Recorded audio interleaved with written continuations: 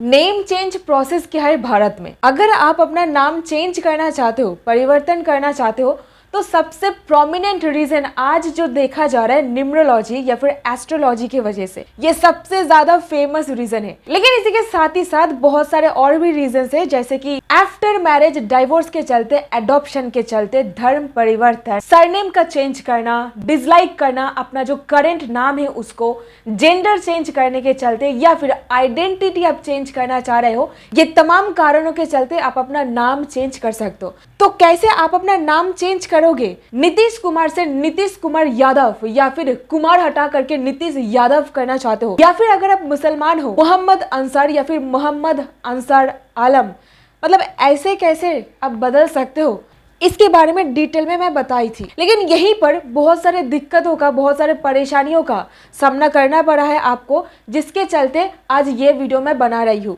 सो hi everyone, मैं हूं advocate पापिया और आप देख रहे हो डिकोड दिलाओ, सिंपल और सरल भाषा में कानूनी ज्ञान, ताकि हर एक लोगों को कानूनी ज्ञान एकदम आसान लैंग्वेज में मिल सके, अपने आप को कानूनी जागरूक वो बना पाए। तो यहीं पर एक छोटी सी रिक्वेस्ट है, सो वीडियो को एक लाइक, चैनल को सब्सक्राइब और जरूर इसको शेयर कीजिएगा अपने दोस्तों के साथ। पहला सवाल, क्या नेम चेंज करने के लिए कोई वकील का जरूरत होता है? जी नहीं। नेम चेंज अगर आप करना चाह रहे हो तो कोई भी वकील का जरूरत नहीं है, लेकिन इसके लिए दो क्राइटेरिया है। अगर आप बालिग हो, अगर आपका उम्र 18 साल से ऊपर है, तो आप खुद ही ये सारे के सारे प्रोसेस कर सकते हो। लेकिन अगर आपका उम्र 18 साल से नीचे हो, यानी कि नाबालिग हो, तो फिर आपके लिए आपके जो गार्डियन है वो ये सारे काम करेंगे। दिक्कत कब आती है मालूम है? गेजेट पब्लिकेशन के बाद जब आप एजुकेशनल डॉक्यूमेंट्स पे अपना नाम चेंज कराने के लिए जा रहे हो, सिविल कोर्ट में केस फाइल करना पड़ता है, क्योंकि एजुकेशनल डॉक्यूमेंट्स में नेम चेंज करना जितना सुनने में आसान लगता है उतना आसान है नहीं। यहाँ पर एक निर्धारित समय के अंदर ही आपको नाम चेंज करने का ये जो जो प्रोसेस है इसको अलाउ किया जाता है, क्योंकि डिफरेंट बोर्ड्स और उनके different rules, regulations and bylaws है। तो अगर आप सीबीएसई बोर्ड में पढ़ते थे तो वहाँ का रूल्स अलग है, या फिर कोई और बोर्ड में आप कंप्लीट करे हो अपने पढ़ाई तो वहाँ का कुछ नियम अलग है। तो इसके चलते बहुत सारे conflicting opinion, conflicting rules regulations चल रहा था, और नेम चेंज करने का ये जो चीज़ है पेरेंट्स को अलाउ नहीं किया जा रहा था। और यहीं पर सुप्रीम कोर्ट का एक जजमेंट बताऊंगी, ये जजमेंट डिटेल में आज इस वीडियो में मैं कवर कर रही हूँ, ताकि सुप्रीम कोर्ट के फैसले से आपको पता चले कि ये आपका एक हक है, क्योंकि आइडेंटिटी का अधिकार ये एक फंडामेंटल अधिकार है।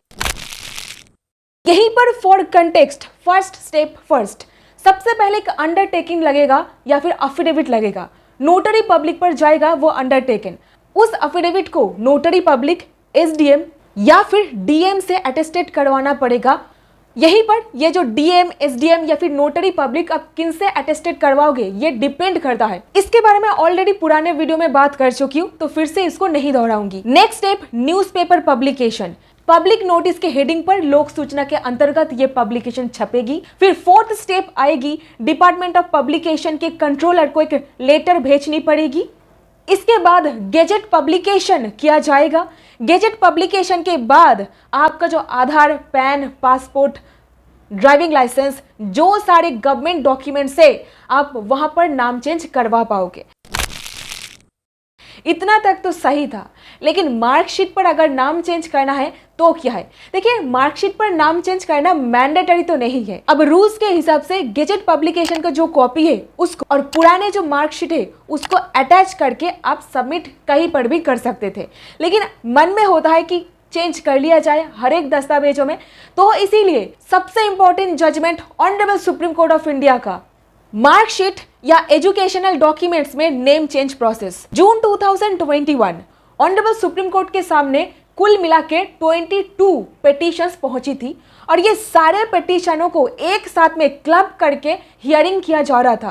केस का नाम है Jigya Yadav versus CBSE, supreme court of India. मुख्य तौर पर सुप्रीम कोर्ट के सामने ये सवाल आकर के पहुंचा था कि सीबीएसई बोर्ड वाले के बाइलॉस में नाम करेक्शन के ये जो लिमिटेड अवधि, लिमिटेड टाइम दिया गया था, यानी एक लिमिटेड टाइम पीरियड के अंदर ही आप अपना नाम चेंज कर पाओगे, ये जो पर्टिकुलर प्रोविजन है ये संवैधानिक है या फिर नहीं है, इसके ऊपर सुनवाई चल रही थी।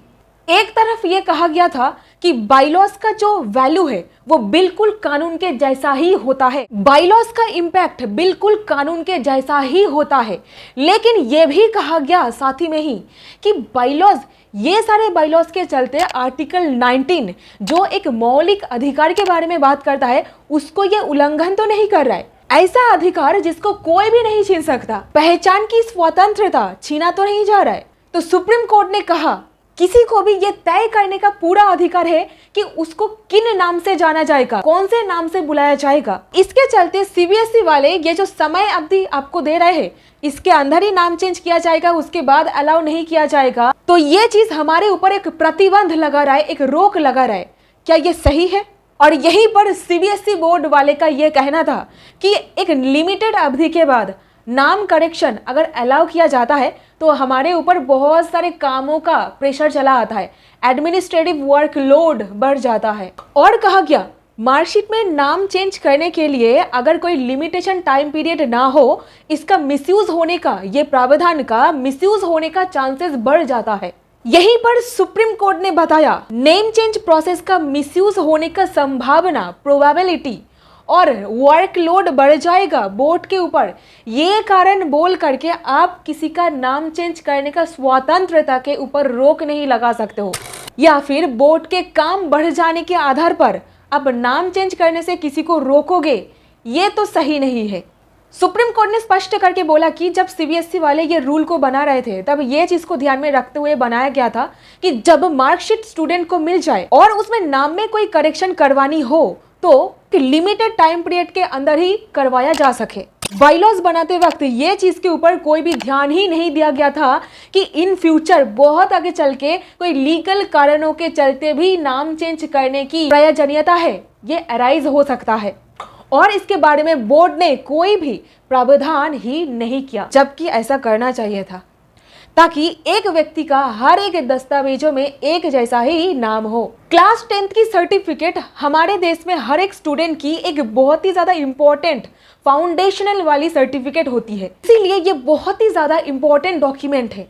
ये सर्टिफिकेट एक पब्लिक रिकॉर्ड भी होता है और इसका एक बाइंडिंग इफेक्ट है, तो ये सारे चीजों को मद्देनजर रखते हुए प्रोविजन तो होना चाहिए था। यहीं पर फाइनल डायरेक्शन की बारी सुप्रीम कोर्ट ने हर एक पक्ष के बातों को मद्देनजर रखते हुए डायरेक्शन दिया। नंबर 1, मार्कशीट के पर्टिकुलर्स में नाम चेंज करने के लिए सर्टिफिकेट्स में जो डिटेल्स है स्कूल में रखी हुई रिकॉर्ड से मेल नहीं खाती है, जैसे खुद का नाम या फिर अपने पेरेंट्स का नाम, डेट ऑफ बर्थ एक्सेट्रा। इस पर्टिकुलर परिस्थिति में अगर कोई कैंडिडेट नाम चेंज करने के लिए अप्लाई करता है, बोर्ड किसी भी पब्लिक डॉक्यूमेंट जैसे Aadhaar card, voter card, birth certificate और कैंडिडेट का एफिडेविट लेकर इन सब चीजों के ऊपर बेस करके कैंडिडेट का जो ओरिजिनल डॉक्यूमेंट्स है उसको जमा कर लेगा और फीस लेकर नया सर्टिफिकेट जारी करेगा। दूसरी परिस्थिति जहां पर किसी ने बाद में अपना नाम चेंज कर लिया है, इस पर्टिकुलर परिस्थिति में बोर्ड 2 चीजों के आधार पर सर्टिफिकेट्स में नाम चेंज कर सकेगा। फर्स्ट, गेजेट पब्लिकेशन के कॉपी। सेकंड, कॉम्पिटेंट कोर्ट के द्वारा दिया गया अनुमति या फिर डिक्लेरेशन। और तो और ये परिस्थिति में भी कैंडिडेट को अपना ओरिजिनल डॉक्यूमेंट्स जमा करना होगा और इसके बदले निर्धारित फीस लेकर के नया सर्टिफिकेट जारी कर दिया जाएगा। तो ये है नेम चेंज प्रोसेस के ऊपर honourable supreme court of India का एक बहुत ही इंपॉर्टेंट जजमेंट। तो अगर आपके साथ बिल्कुल ऐसा ही कुछ परिस्थिति हो रहा है तो इस जजमेंट का फायदा आप ले सकते हो। लिंक दिया गया है डिस्क्रिप्शन बॉक्स पर, डिटेल में पढ़िए। उम्मीद है आपको इस वीडियो से कुछ ना कुछ वैल्यू मिला है। अगर मिला इसे एक लाइक, चैनल को सब्सक्राइब और जरूर आपका ओपिनियन का कॉमेंट सेक्शन में बताइए और इसको शेयर कीजिए। मिलते हैं ऐसी और वीडियोस के साथ। बहुत बहुत धन्यवाद।